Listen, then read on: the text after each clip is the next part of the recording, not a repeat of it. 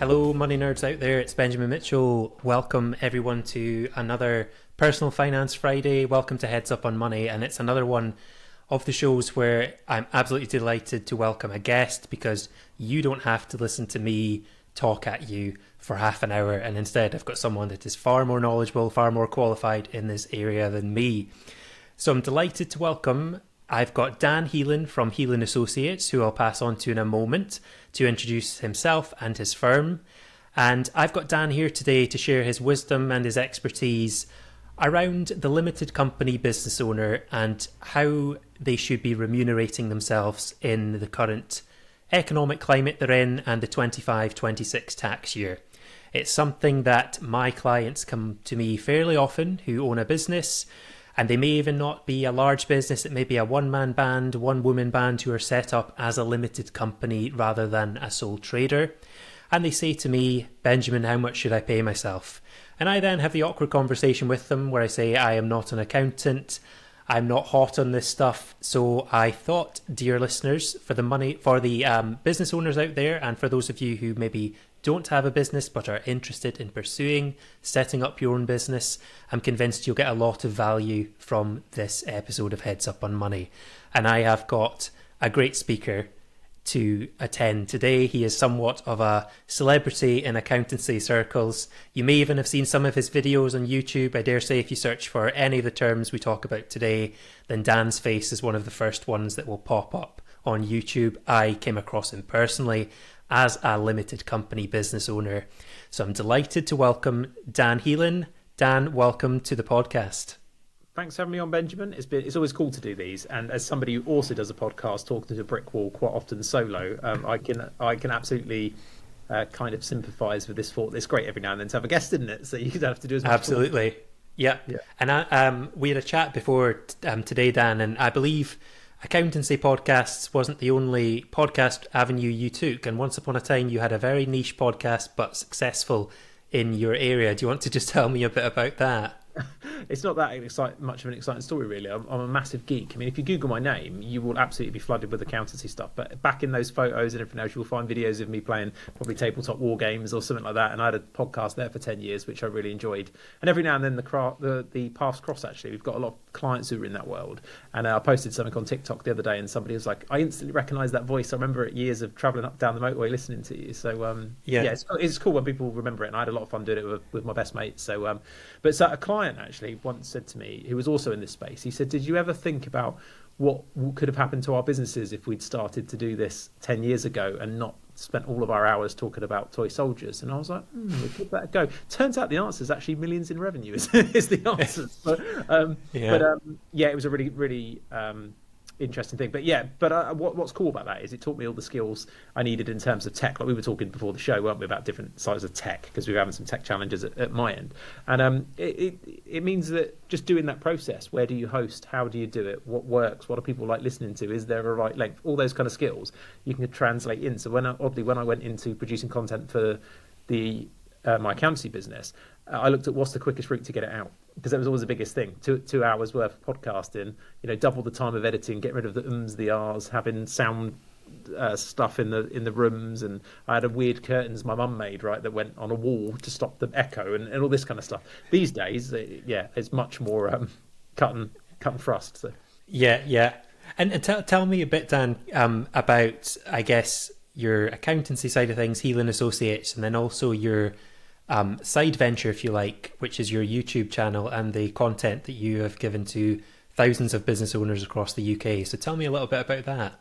Yeah, well, the two are quite intertwined, actually. So I've been self-employed. I probably registered for self-assessment over 20 years ago. So I started off, I wasn't an accountant to begin with. My mum was a bookkeeper and an accountant, and she worked in a room in her house at the time where I got involved with it. But basically, I wanted to... This is a bit of a long story, but I'll do the short version for you. I had my dad died, and I had the opportunity to do whatever I wanted in my early 20s, because I looked at it and went, well, it was weird. It was one of those life-changing moments where you're like, what do you do with your life? I went, okay, well, I'm just going to not work for 6 months. I had a bit of money behind me, so I was like, that's fine. And I already had some side hustles on the go, doing things in various spaces to try and earn some extra money. And of course, that topic's something probably quite a lot of your listeners, I would imagine, are into. Like, how can we earn extra income? Well, it was the same for me 20 odd years ago to try and support this. So I started playing around with that, and then I started to realise I had not got a clue about tax. I could obviously speak to my mum, but it is often when you talk to your parents, you don't believe them, do you? I was always a bit like, I don't know, well, why is that? Or her answer to me would be, because it is, because that's the way it works. I'm like, that's not good enough. I need to know. So I kind of went deep dive into it. I got really good at this, and I was getting really frustrated with my friends because they were like, I don't pay any tax. I'm thinking, well, how can that be the case? You're doing so much better than me, and you're saying you're paying no tax. And I realised that actually there's multiple things that could make that the case. But actually, to narrow that gap, what I needed was knowledge and structure, and I think the knowledge was the key. But I'm not saying to anybody that you should go spend hours and hours and hours doing this like I did. I mean, ultimately, it led me into the profession. I retrained, requalified, went to work with my mum, and we worked from a conservatory and just helped small business owners. And then it's grown out since then. You know, I'm very lucky to have a team of about 40 of us down in Waterlooville in Hampshire. And, you know, we're forever growing and helping business owners. Now, the reason I tell this story is because that's where the YouTube channel come from, is I needed to feel like I was communicating this to people who had been in my position. You know, how do you start a business when nobody teaches you what you've got to do for tax? And local courses and other initiatives had a lot of these things in as well, where they'd teach you how to start a business, but would have no tax input. And it's such a big part of it, isn't it? People worry about it, and you would have gone on this journey, I'm sure. So I started doing the YouTube channel to kind of impart knowledge, I suppose. And then COVID came along, and suddenly it was, you would get a grant or something on a Friday. It always came out on a Friday night. And I would stay up late Friday, digest it, create content on the Saturday, put it out, and try and communicate. And it became a real good way to communicate to clients.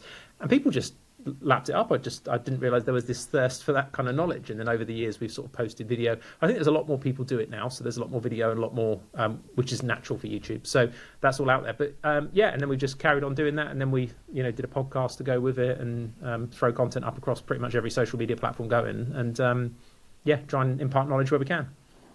Well, I mean, I can speak from experience here, Dan. Is the content you put out really, really informative as a business owner? And I agree with what you're saying. It can be really daunting because the life of a small business owner, limited company owner, you wear many hats, and tax is not necessarily a specialism of many of us. So I think it's really encouraging the message you put out around the fact that you're kind of coming at this from the angle of being an accountant, but also a business owner, and that's really engaging, I presume, for your clients and your listeners. Yeah, well, it's one of those weird things where being a business owner, I always say that I'm a business owner first, and obviously we've grown a relative sized business. We've been on that journey, and still are on that journey. There's just different problems, same, different sizes, different problems, but a lot of them are core the same. But then I also have always maintained some sort of side hustle. There's always something going on, trying to thin them down, actually, because these days, as the business has grown, you only really have time to concentrate on one thing if you want to do it properly. But I've always had I've either got involved with clients who have got something cool, and it's like, well, why don't we partner on that? We can do that. And so I had a construction business for many years that's sort of on its way out. I don't know anything about construction. My twin brother, oddly enough, is the guy that knows all that stuff. I only know about finance and money. And but I would get involved from that kind of part of the project, or maybe I'd be involved from a media side or a marketing side or something like that. So I always enjoyed the game of business, and it was always the only thing at school I ever cared about. In the same, my GCSEs, my best result by a clear mile was business studies, and the only A level I have, was a business studies one just. So, don't know, it's just always been a passion of mine, I guess. Yeah. And kind of coming on to some of the things we'll talk about today is, I think externally looking in here, there's a lot of bleak headlines around business owners at the moment and taxes. Primarily taxes. Would you still say, in your opinion, Dan, that being an entrepreneur, small business owner in the UK, it's still a good step for people to take? Yeah, I think there's a lot of doom and gloom about it, and it is a horrible environment at the moment. But I find that it goes in swings and roundabouts. So when we started to really grow the accountancy business, this was in like 2009-10. You've just come out of the financial crisis. Everything was doom and gloom then, and it's very reminiscent now of what it was like then.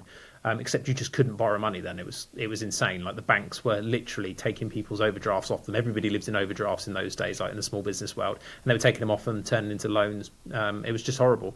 And I don't think it's quite as bad as that now. but there's many of the same markers from my mind. We're seeing a lot of people. We've seen more liquidations this year than ever before, ever. Like in the last 2 years, it's unreal. People going to liquidation and shutting down. We've seen people pulling out the property market. There's many of the markers are in there. I keep talking about. We've got a lot of client data, as you can imagine, being quite digital. I could literally pull up hundreds of clients' data, and you can see the sales data. And some of that data shows us people with 20% odd revenue down. So we are in, I think, what I feel is like an undocumented recession. They're not really talking about it, but I do feel like that. But I've been talking about it, if anybody's listened to my content for a while. For some time, I felt like in the last couple of years, it's just been depressed by the fact that people had money still from COVID, and we had bounce back loans and all these things, and now they're all disappearing. People are just falling over.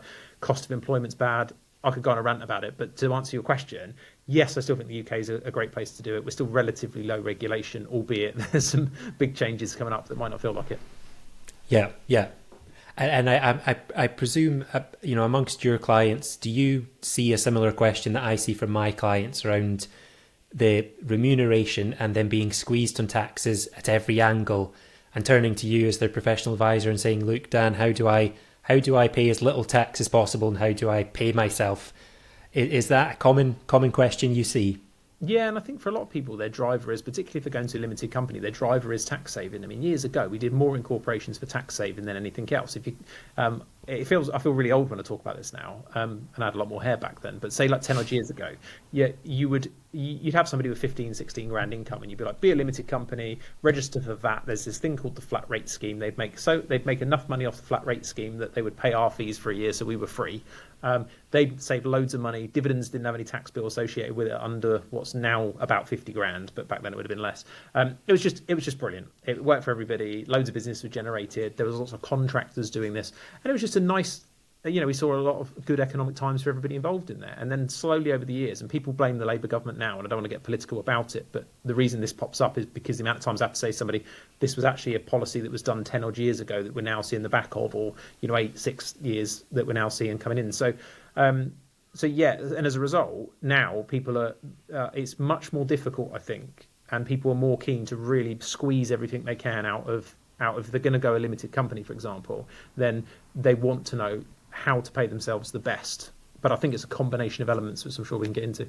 Yeah, no, definitely. We've got some of the kind of lower hanging fruit around things like salary, dividends, the kind of more well-known remuneration strategies that Mr. or Mrs. Limited Company Director may know about. And then I believe there's some more intricate things that I've seen on some of your videos, Dan, that are probably a bit more niche, but also very important for particularly bigger business owners who maybe have exhausted salary levels, dividend levels, etc. So we've lots of fun stuff to come on to, or it's fun stuff that we would certainly count as fun. And we'll try and keep this as short as we can, because if you get a financial planner and an accountant in a room, we could go on about these things. You got probably. So yeah, 2.5 is the max. Yeah. So I guess if I'm asking you naively, as a limited company business owner, I've heard about something called dividends and I've heard about something called salary. Do you want to just give me the starter for 10 on those two? Yeah, I mean, actually, I suppose we could talk about it more holistically first, because you'll hear about those two things, because in the vast majority of scenarios where a limited company is kind of your main deal, you've got no other income, that's a general strategy that's been around for years. And the idea is you take a minimal salary, and that salary level changes depending on what the tax reliefs are. And then the rest of it gets topped up in dividends, which are just profits from your limited company. And the key thing there is their profits. They're after the company's tax bill. And there are some technical challenges with getting those right, but that's the general process that most people use. And that used to work really, really well. And the reason it works is because effectively it saves national insurance. Now, it's worth saying that if you're listening to this and you're a sole trader, or you're thinking of starting a business, there's still a lot of reasons to be a sole trader, because they've lowered national insurance to the point where if you just stacked the two things together, limited company up one side and sole trader up the other, and compared them, the rates are very similar. And in some cases, the sole trader rules are a bit more flexible. So, for example, if you've got an expensive car you want to run for your business, actually, there's a lot of margin in potentially staying sole trader. It all comes down to individual circumstance. Typical accountant, I'm going to use a lot of it depends, generally, usually in these circumstances. But there can be a lot of reasons to be sole trade. And well, we're not talking about that today, but I just wanted to make that point that you don't have to be limited. So we're going to talk about limited, but just know that there's a lot of good people and the general route is you start sole trade, think about limited later, but there are some very key scenarios. If we get time, I can talk to you about these, but if not, check out some other content we do. We talk about this all the time about the various scenarios at work, but that's why you hear about this is this salary, and the reason there's normally a balance is because the salary is tax deductible for the company. It's actually going to reduce your tax bill. So the general rule of thought people then say is, well, why can't I just pay all my salary then and pay no corporation tax? And the reason you don't is because of national insurance. You pay personal national insurance when you get over about 12.5K's worth of income, but the company pays employers' national insurance, which at the minute is the crippling thing that people are talking about on the internet a lot, is 15%. So, and if it's a one-person band, there's not much you can do about that. That's what it is. So you end up paying like this huge national insurance bill, and if you work out the various maths on it, you're generally better off by paying some salary. Normally, there's a couple of limits, but the most vanilla planning would be 12.5K-ish. There's a very specific limit, and then the rest of it in dividends, because you get the balance of but paying a little bit of national insurance now. In this we're recording this in 2025, so in the 25-26 tax year. So a little bit of national insurance, but you also get the maximum tax deduction you're going to get and utilise your UK personal allowance that lets you have about 12.5K tax-free if you've got no other income. Yeah. And on the subject of dividends, am I right in saying the dividend allowance that's been squeezed over the last few years, or what does that currently look like? Yes, it used to be, just alluding back to the story I told, it used to be 0% up to about 50K. And to offset that, they started to give this relief, and they sort of cut it down to £2,000, then they cut it to £1,000. Now it's a mere £500 of your total dividends. So presuming I'd imagine many of your listeners might well be in the stock market, so they're probably all receiving dividends. Maybe they're wrapped up in an ISA, maybe they're not. But if they're not only have you got only this £500 for the dividends come out of your limited company, you've got to factor into account any other non-ISA kind of dividends that are floating around as well. So yeah, it's very much not to be too excited about that one. Yeah, I had a brief discussion actually today, Dan, around the squeeze of the dividend allowance and the capital gains tax allowance, and as you say, for clients who don't have wealth wrapped up in tax sheltered environments, pensions, ISAs, they are feeling a bit more of a squeeze now. And I think sometimes limited company business owners might forget that they've got taxable income elsewhere that might link in with their kind of remuneration from the business. So is that kind of something you see day to day, looking at kind of holistically their tax position, I presume? Yeah, and I think you make a really good point. So we do a lot of tax planning. We've got versions where clients, sometimes we meet with them monthly, sometimes we do quite a lot of them have like a quarterly update where we plan the tax, update them on the tax bill. This kind of stuff comes across like in an email, so you've got no surprises.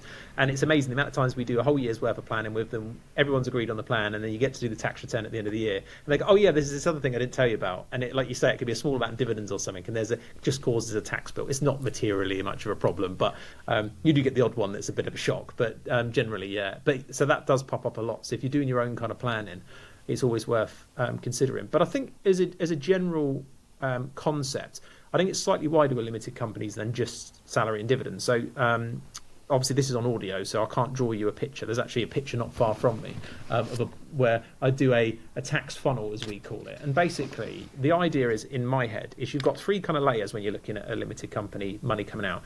Cheap, free, cheap and efficient is the three layers. And if you imagine it like a funnel, like, when you're filling up your iron, I don't do a lot of ironing, but those funnels that come out, imagine it a bit like that. You've got free at the top, then you've got cheap, and then you get really down the bottom in the efficient. And how easy things are to implement is roughly in line with that funnel.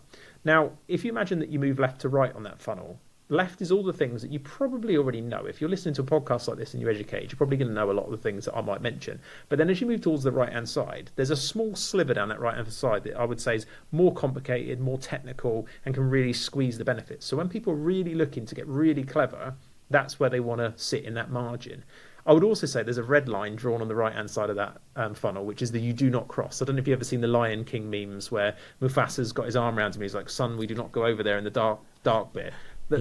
That's where I sit with tax avoidance and tax evasion. And we're in a world where ever more we get approached by clients who are seeing, and it's hilarious because obviously I do content online myself, and they'll say, I've seen this thing on TikTok and someone's telling me I can have an offshore trust here, or I can do this, but we haven't got time today, but I could tell you horror story after horror story of clients that have tried to do that kind of thing and how that ends. So we're just presuming you're going to put that to one side. If it sounds too good to be true, it is, and just operate within these margins. And where the most tax is saved in reality is understanding what you can move from personal expenditure into, there's a combo, what you can move from personal expenditure into the company, which if you think about it in the concepts of this funnel, is in the free.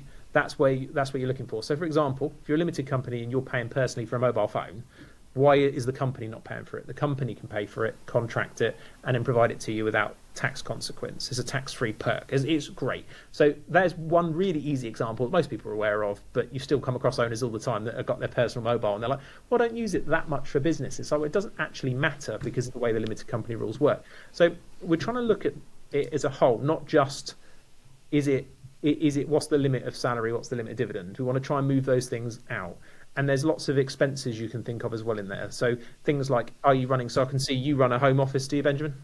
Yes, I do. So you can run something like a home canteen. So for example, expenses like I don't know, fruit. They call it a reasonable scale. So things like fruit, milk, those kind of things. It's technically a home canteen expense. You're already buying them, so you're not spending money to save tax, which is almost never a good idea.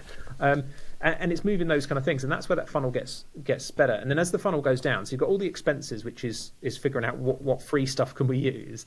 Then you're looking at things like dividend rates that we're talking, this balance we're talking about now.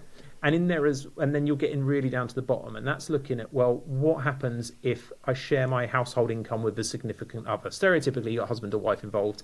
One of them might not be at the full tax rate, the other one's going to be. You might shuffle it around so that you can split the income. Maybe the spouse works in the business and does a bit of admin or marketing and posts on Instagram or whatever. Can pay a salary, bring that down. But how can you best use both allowances? Have you got adult children that could do a bit of work in the business? Those are right down at the bottom. That's where you start have to get a bit clever. Could you borrow for a temporary amount of time some money from the company instead of paying a dividend? And that sounds weird because eventually you've got to deal with that. But honestly, there's a lot of again, probably longer than we've got, but there's a lot of scenarios where borrowing money for a short period of time across 2 tax years can save money. So it's looking at all those kind of things, and then but during that process, it is what's the salary level and what's the dividend level. Yes. And do you find it can be challenging sometimes to, when you sit down with a limited company business owner, to make them recognise that they and the business are two separate identities with their own respective tax positions? Is that a challenging hurdle to navigate?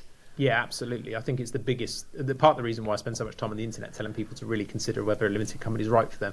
I've seen so many times where we've got somebody who would be a prime candidate, would save thousands if they operated it properly, but you just know they're not going to, and they can't separate. They're like live all the time to a zero bank balance. So if you're one of these owners where you're like, no, I drain all the money out of the account every single month, a limited company is almost undoubtedly going to get you in trouble because it needs to have enough money to pay its corporation tax at any given time.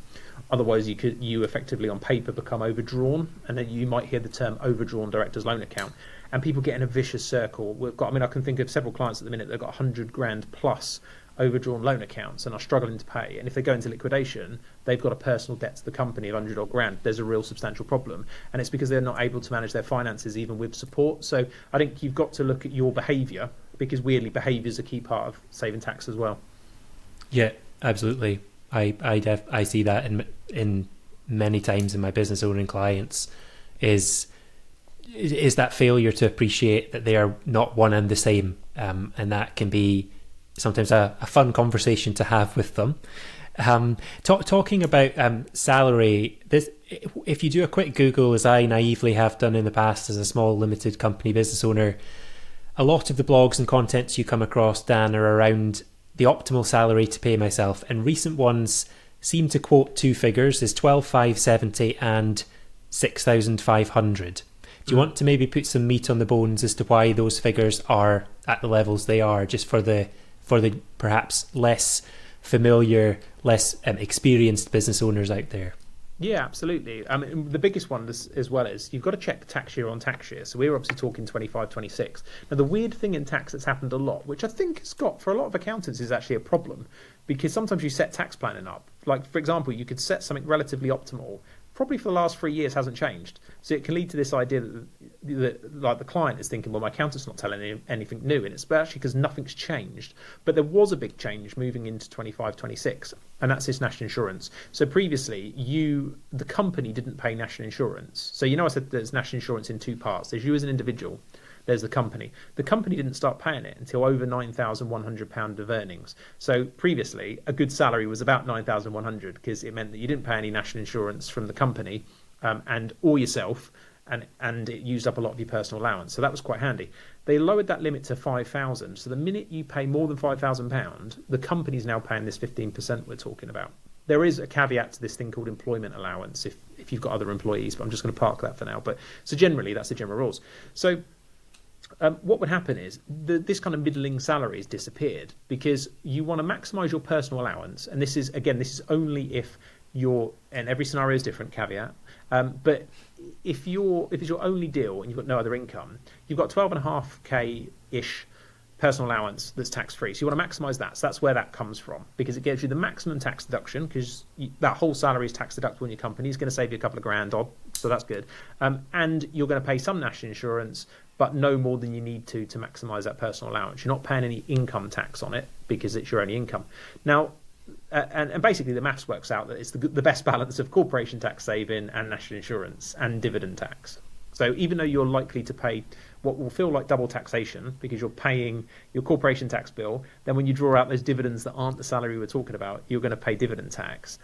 If you combine them all and compare them all, it's better. And that's the key thing to remember.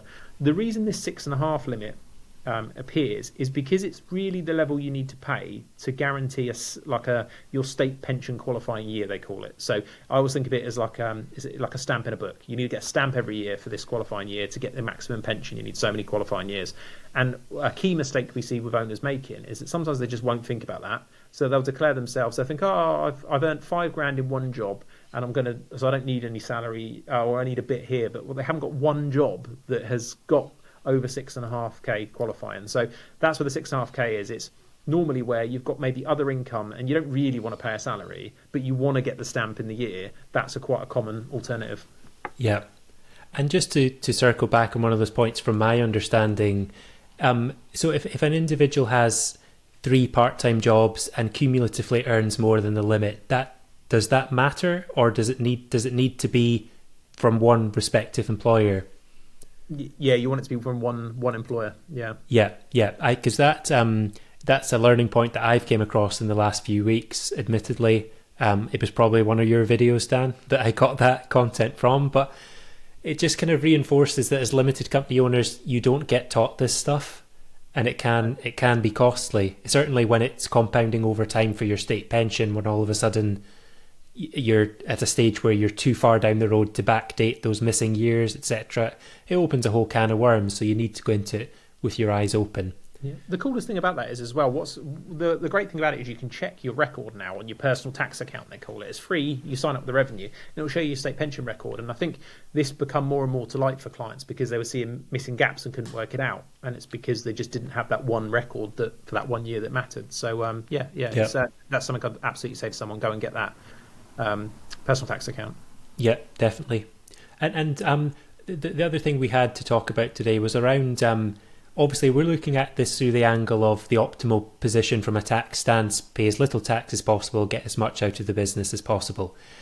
But is there something we or limited company owners should be aware of if there's things like mortgages in the background and any kind of other personal situations whereby tax may not be the driver? Yeah, I think so. I mean, one of the things we always ask whenever we take on a client, or just year to year with our clients, is what's your goals personally? And it's not like what's your 5-year plan, but it's just like how much money do you want? Because the reason being is that normally somebody's got, I want to move house. They want to move house, they want the bigger house, and it's like, okay, cool. Well, we need to make sure that we're getting enough earnings on paper. And one of the key mistakes, if we think about the tax funnel, is that middle section about cheap. So cheap is interesting because we already said that up to if your only income from the limit in life was that year was from your limited company, we know that you're probably going to have a salary of around 12.5k, and then the top up, you're going to take it up. You want ideally not to waste any allowances, to take it up combined to about 50k, and the reason that is that's the basic rate of tax, and the dividends in there are only 8.75%. It's a use it or lose it allowance, which people forget. So the next jump for context is that it's 33.75 on everything above that. So what the worst thing that can happen is, and this happens so frequently, just had it with a client who's come to us recently. Last 3 years, they've had a load of money in the business, could have done something about this. They've drawn out like 15 grand, 15 grand, 15 grand last 3 tax years. This tax year, they want 150 because they want to go and put more money down on a house. So you imagine the jump in tax on that 150k. So much of it's going to be at 33.75. If they just declared the dividends properly, they could have had a lot of in the bank at 8.75% over the coming years. So I think it's making sure that you actually just use that band while it's available, and you don't actually, if you have the right paperwork in place, you don't actually have to take it from the company. So if you wanted to leave the cash in there, it's fine. It just gets earmarked against the against your what's known as your director's loan account, and then you can pay it out. So yeah, I think it's just making sure that you do that. And then on top of that, in this example, he then went for the mortgage, so he got the money out. And massive tax bill. There were some things we actually did to mitigate that tax bill. It wasn't as straightforward as this. We could do some clever stuff. But he got it out. And then he went and they said, cool, can I have, they call them SA 302s, that you might be aware of the term. And it's basically your front page of your calculation off your tax return. And many lenders want 2 to 3 years of those when you're self-employed. And of course, it showed that you earned 15 grand for the last 3 years. And they're like, we're not really sure that you're a good prospect for this. So you need to always have that balance of, yes, it might mean paying more tax in a year, but if you want those earnings, you've got to think about it in advance of when you need them. Yeah, and it's looking at things holistically, isn't it, rather than just through the tax lens, I guess. Yeah, definitely. And conversely, we've got like a client who has just come to us now, and they paid no tax for years. They thought their accountant was amazing because they weren't paying any tax. And then they've gone to get a mortgage, and they're like, I just no one will lend us any money. So we've never earned any money according to this. Yeah, and, yeah. I mean, under the bonnet, I don't think anything was done correctly. Actually, we're now dealing with that with them. But it just goes to show you why you hear these people saying, well, I just don't pay any tax. I'm just not going to say anything. So that's great. But if you've got long-term goals, we live in an information sharing world. You're going to need to be able to prove that you earn this money. Yes, yes. So moving on to the riveting topic, and the one that will make me jump up and down in my chair, is pensions. So the experience I've had with this, Dan, and then I'll pass over to you, is limited company owners who are perhaps a bit further down the road and are exhausting the allowances we've talked about. They've got enough income and they're now saying, okay, how do I get more out of my business? How do I avoid paying the eye-watching rates of corporation tax? And then they chat to me about, should I be paying into a pension? Now, obviously, out with today's scope is I love pensions. Obviously, financial advisors do. They're great for your long-term wealth generation. But I'm guessing, and I'll link in here, it's an absolute seamless transition, is from an accountancy angle, this is also a beneficial planning angle. Is that correct?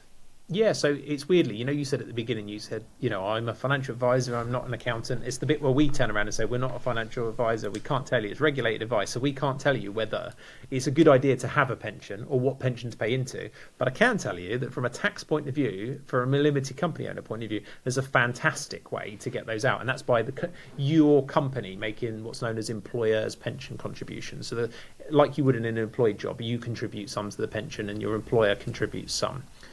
You can just arrange it so that in your own company you don't pay any and the company pays it all, and that's completely fine. And that is a really good way to do it because it doesn't count as your earnings. So when we talk about these other allowances, it's in almost in extra to that. There's an annual cap, as you all know, and then the business makes a contribution, it gets corporation tax deduction because it comes off the profits. So it's a really good way of getting money into the pension and reducing your corporation tax bill. But the big question, of course, is it a good idea for you? Is it a good idea financially? And what are your options? And that's where financial advisors come in. Yeah.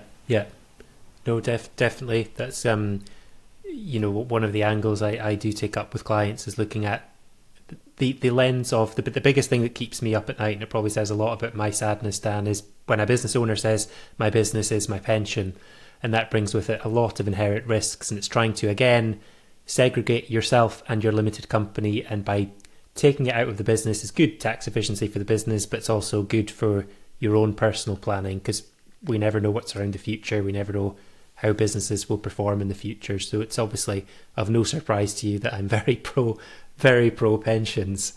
Yeah. The interesting point you make there, Benjamin, about that is, and it's worth talking on that, is if you are one of those owners that says that, I think you need to picture the size of the business. In reality, it needs to be relatively substantial, I think, for it to become or feel like a pension, because we see so many like small businesses circa, sometimes it's like 1 to 2 people, 1 to 2 partner professional services businesses, or small 1 to 5 person businesses, and they're just not worth anything when you take the key people out of it, and they can't sell them.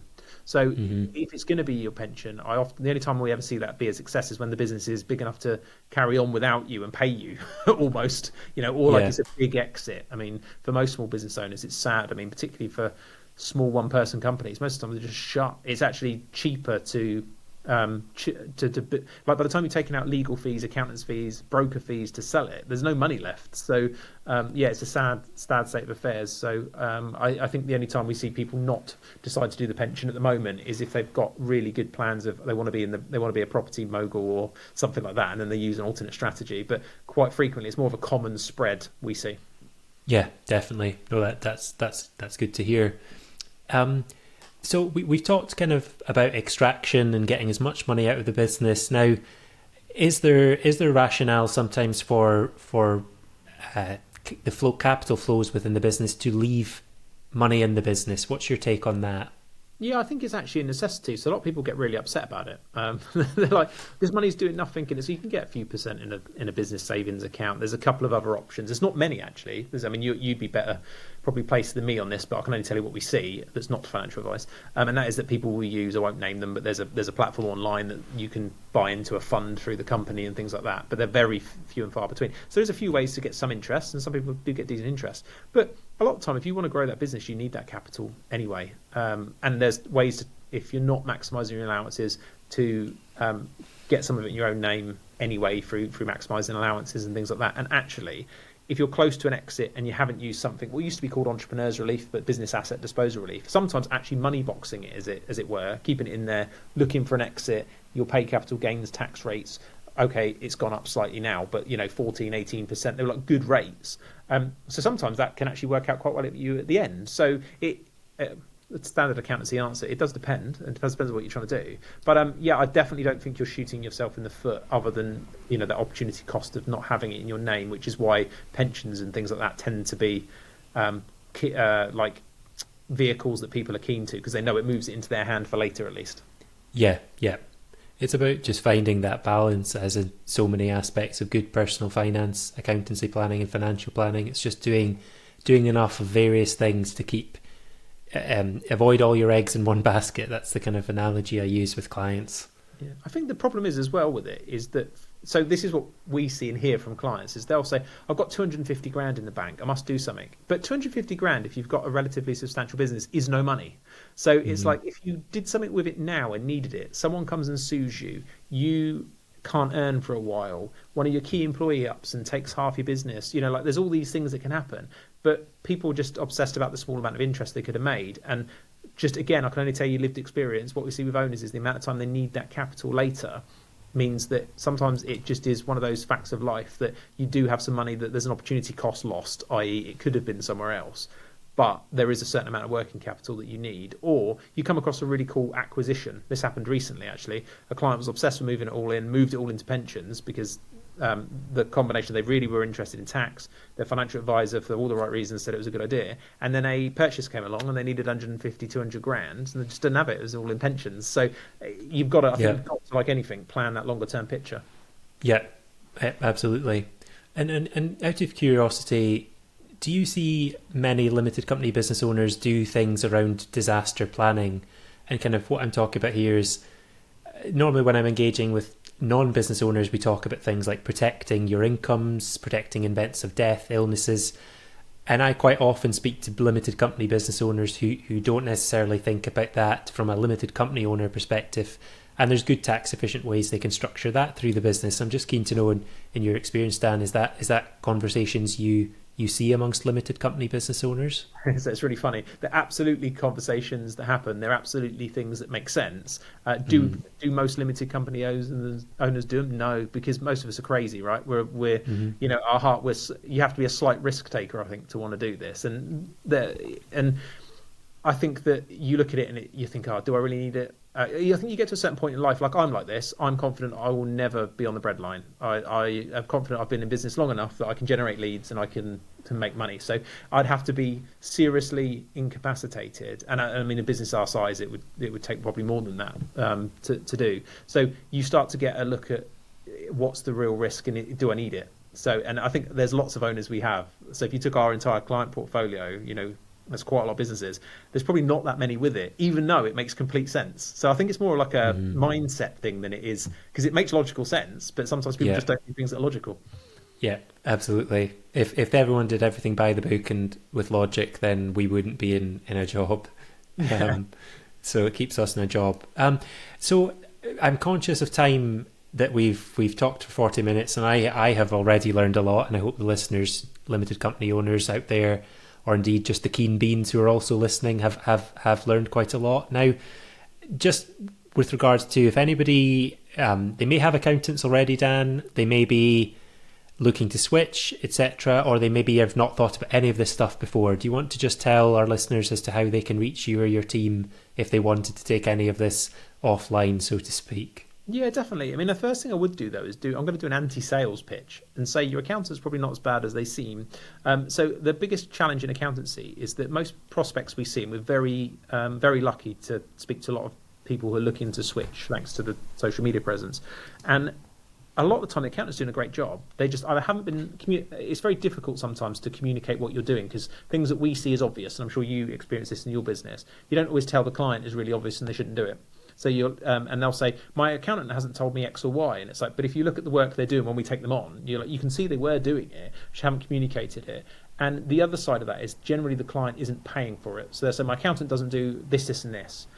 So they'll say, I expect my accountant every month to tell me what I'm missing and everything else, and they're paying £95 a month for annual filing. And it's like, well, you're not going to get, if you think what you pay your mechanic at £65 an hour, you're not going to get that kind of level of service on the money you're paying. So I think it's looking at, before you make a switch, decide really, are they actually doing a bad job or not? I mean, don't get me wrong, there's plenty of accountants that can't communicate, or they can't get hold of them, or there's just some clear errors, and I get that, that's fine. But if it's for a service-led thing, just check those things first. But if you are looking for it, what I would say is head over to our YouTube channel over at Heelan Associates, and just get a feel for the type of stuff that we're involved with. And if that sounds like we're your kind of people, then there's various links and stuff that will take you to how you can get in contact with us and book a call with my team.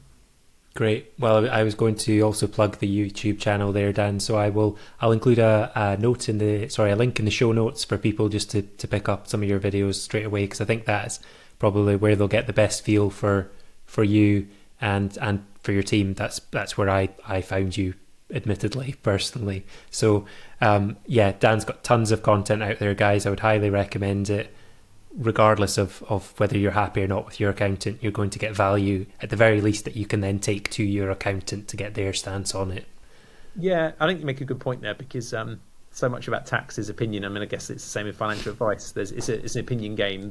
Although there is a maths answer sometimes, it's very rarely is it the maths that's there. It's normally a combination of what do you want to do with this or that. So even if it's just it prompts you to make a discussion with the accountant and nothing comes of it, you're interacting and it's good. Absolutely. Well, let's wrap it up there, Dan. Again, thank you so much for your time today.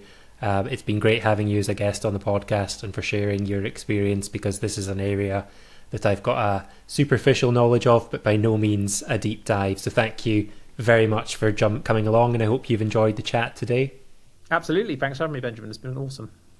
Excellent. Well, if anybody wants to reach out to Dan or check out his content, check out the show notes, and I will see you next week, Money Nerds, next Friday for another Personal Finance Friday. Have a wonderful weekend in the meantime. Stay safe out there, and thanks for listening. Goodbye for now.